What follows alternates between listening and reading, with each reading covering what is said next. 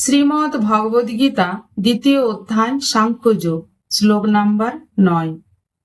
সঞ্জয় উবাচ এবং মুক্তা ঋষিকেশং গুড়াকেশ পরন্তপঃ ন যৎসইতি গোবিন্দ উক্তা ত্রেষম বভূবঃ।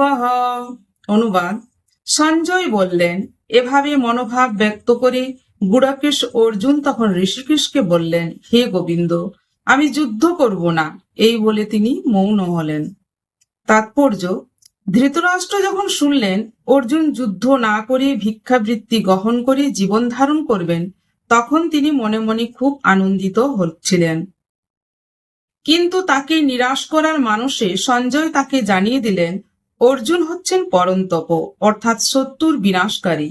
যদিও অর্জুন পারিবারিক বন্ধনের মোহের বশবর্তী হয়ে সাময়িকভাবে মোহাচ্ছন্ন হয়ে পড়েছিলেন, কিন্তু তারপরেই তিনি পরম গুরু ভগবান শ্রীকৃষ্ণের চরণে আত্মনিবেদন করে তার শিষ্যত্ব বরণ করেছিলেন।